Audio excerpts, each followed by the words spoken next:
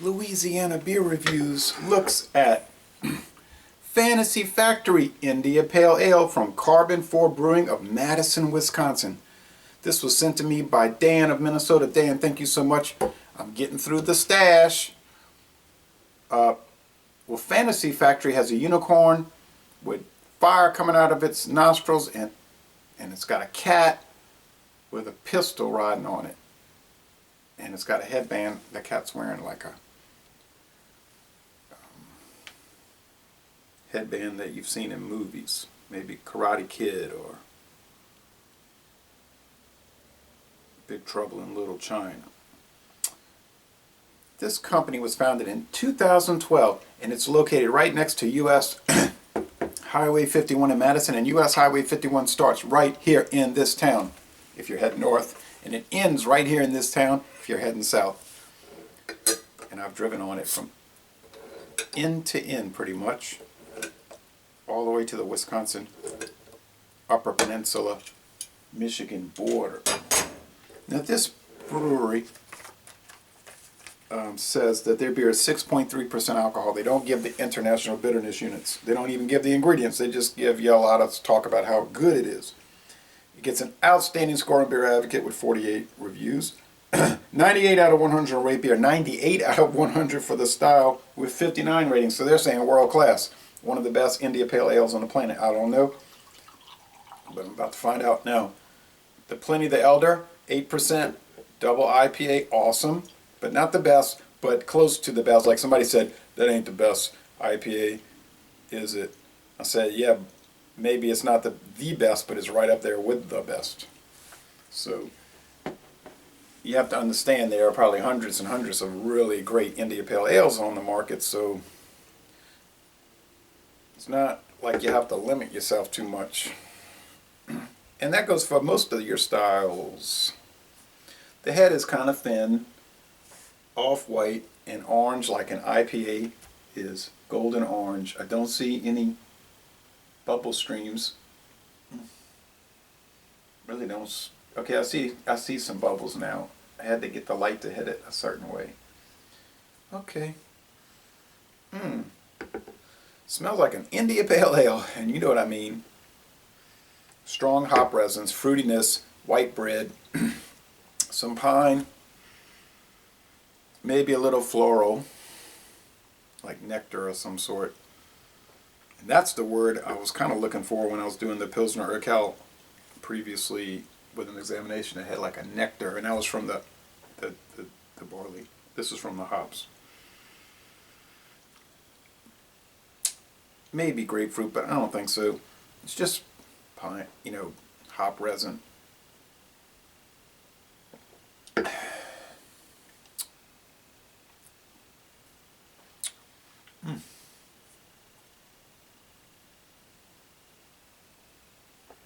Kind of sugary malt.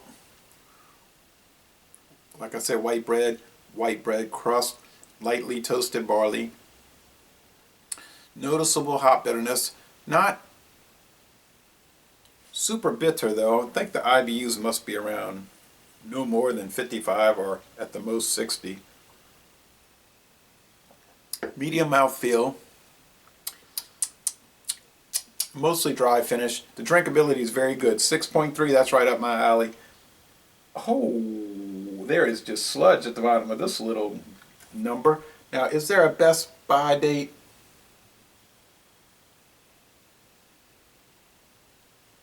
I don't see anything. Put the date, guys. Put the damn date, guys. I'm going to talk to you right now for just an endless amount of time about the date, guys. Put the damn date on the bottle. We want to know when it was made. All kidding aside, it would be nice to know that. And with the sludge at the bottom, that's making me think it's not the most super fresh IPA in the world. But let me tell you something. John Sharon of Zone 1, he got a hold of some Bass IPA from almost 2 years ago, and he said it tasted really good. And let me tell you something else. I got a hold of some hardcore IPA from a local store, which I won't name, but you probably can figure out. they couldn't give that stuff away for whatever reason. And the manager said, "You want this? I'll sell it to you for $2.99 a 4-pack or whatever." And I was like, "Okay." And he had a bunch of them. Ooh, this thing really hazed up. Ooh wee. It's cloudy now. It's opaque. Opaque now. So I looked at it. It was like 3 years old or 4 years old.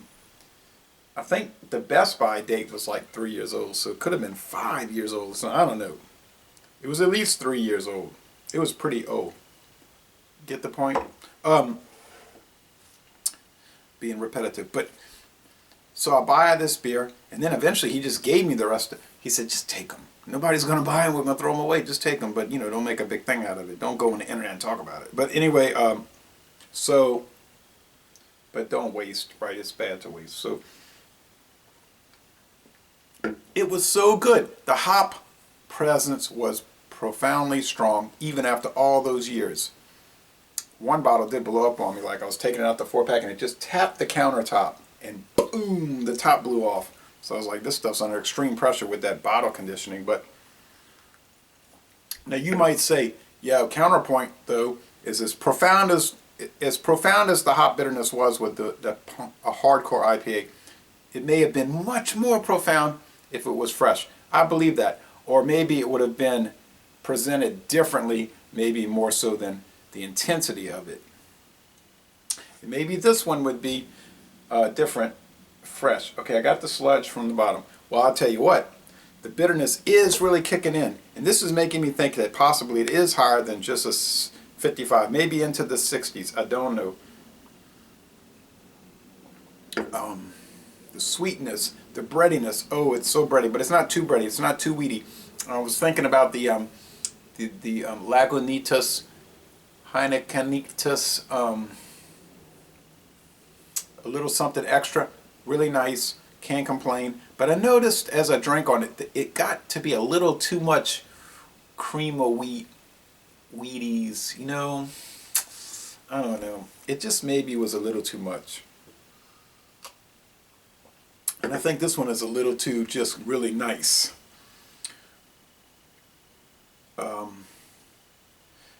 It doesn't quite have that really strong, that full body that the Ballantine IPA had. That really might be one of the best IPAs I've ever sampled. That Ballantine is the bee's knees, stone the crows, damn the torpedoes, and etc. and etc. That was really a fabulous beer, and I can get it right down there on right off U.S. Highway 90 in New Orleans, Louisiana for $8.49 a 6-pack. Point of reference. I don't know how much this thing costs. I'll never see it around here. Well, I presume I won't. Sometimes we get beers that we never expected. So, Fantasy Factory. It's a dynamite India Pale Ale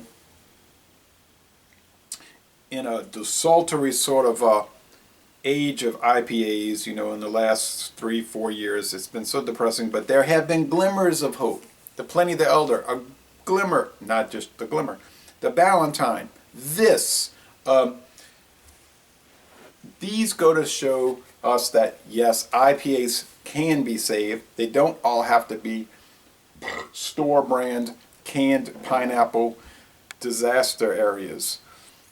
So, laissez les bon temps rouler, an A+, outstanding. And I'm going to end this review by saying, y'all come on down to New Orleans!